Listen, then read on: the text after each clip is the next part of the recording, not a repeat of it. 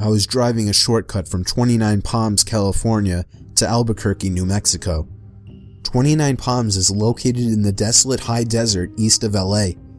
The shortcut was all 2-lane road through total nothingness, except for a passing through Amboy. Amboy is a nearly abandoned town nearly as far below sea level as Death Valley.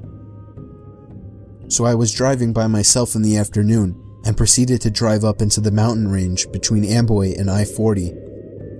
Once I reached the top, I'm driving north through a canyon with high grass on both sides of the road. Up ahead I see some stuff in the middle of the road. As I approach, I slow down to see a red Pontiac Fiero stopped sideways across both lanes. A suitcase open with clothes scattered everywhere and 2 bodies laying face down in the road, a man and a woman. I stop 100 feet or so away, and the hair on the back of my neck is standing up. Being a Marine, I reach under the seat and pull out a 9mm pistol and chamber a round. Something seemed very wrong. It looked too perfect, as if it were staged. An ambush? Something was just wrong. As I scanned the road, I saw a line I could drive. Past the guy in the road on his left, swerve to the right of the woman, behind the Fiero, and I'd be on the other side. I dropped it into first gear, punched it down, and drove the line I planned. I passed the back of the Fiero without hitting it, or either of the bodies in the road. I continued forward a couple of 100 feet and slowed down, so I could breathe and let my heart slow down.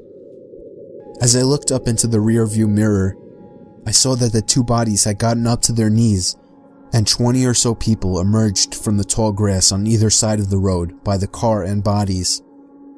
At that moment, my right foot smashed the gas pedal to the floor and did not let up until I had to slow down for the I-40 East on-ramp.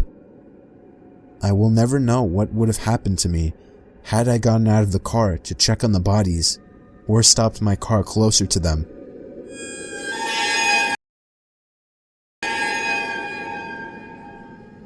Some friends and I were doing some night fishing on the James River.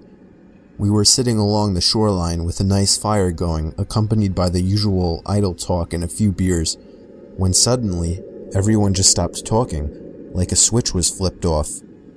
We were all staring across the river and felt as if something, or someone, was staring back. It was a very uneasy feeling, to which some of the group tried to shake off with typical macho humor, when a blood-curdling sound erupted from the other shore that froze everyone in their tracks.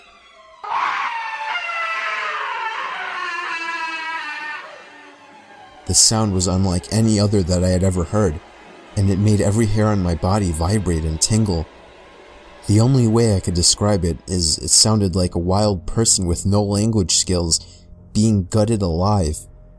No words, just this high-pitched, blood-curdling scream. Nobody moved or said a word. We all just sat there fixed in our stare, when just as suddenly, a second scream was let loose with even more force than the first.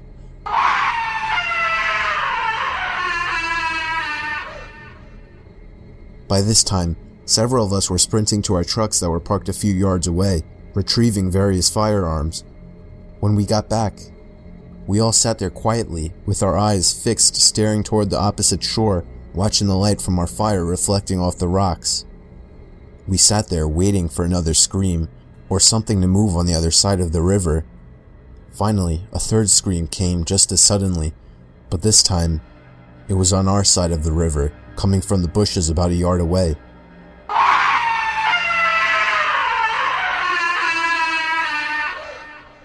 We all hightailed out of there, leaving most of our stuff behind. When we got to our trucks, we heard the scream one more time, just beyond the tree line. We all floored it the hell away from there, and never found out what was making the sounds.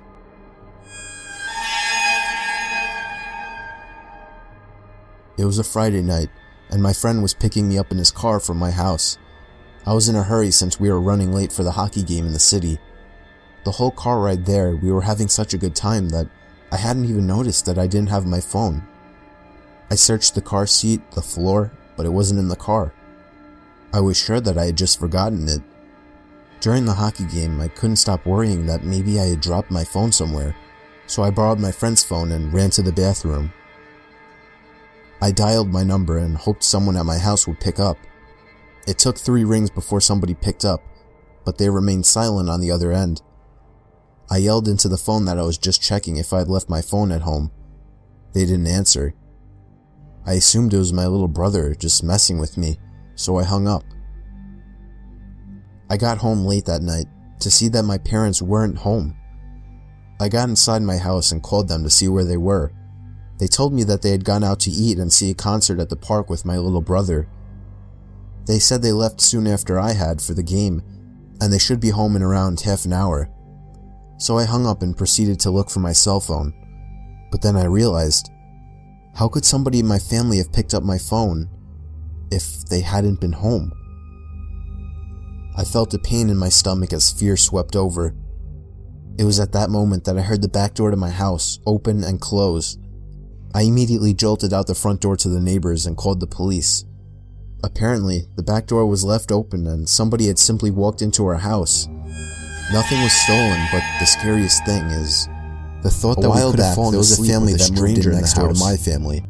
They had a son who was just twisted.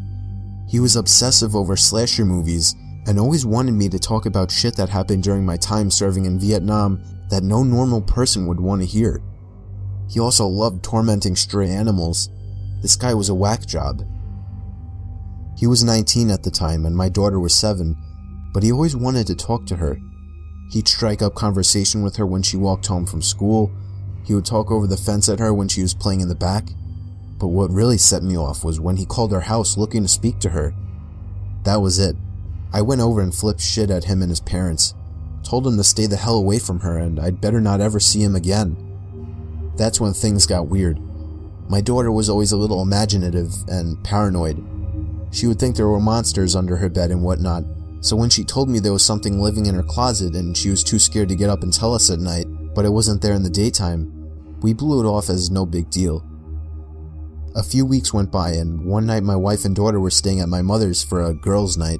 So I turned the key on the HBO box and watched me some movies, eventually falling asleep downstairs. At around 2 a.m., I get a call from my neighbor with a creepy son telling me something along the lines of, "We saw that you were up, so we called. Our son is missing. I went by his room to use the bathroom and his door was open, which isn't usual, and there was no sign of him. We need help looking for him." The phone call woke me up though. I wasn't up. So I asked why they thought I was. "Oh, we saw you walking around upstairs and the light is on." My blood ran cold as ice. I'd been passed out on the couch and I know no one turned any lights on. I hung up on them, ran outside to my truck to grab my shotgun, but noticed the sheriff pulling up to my neighbor's house by this point. I booked it over and told him there was someone in my house, and now I could see the lights in my daughter's room were on, and there was a silhouette pacing back and forth. When the deputies went in, they found the neighbor boy there waiting in my daughter's room with a nice little setup in her closet. He said he liked to watch her sleep in the moonlight.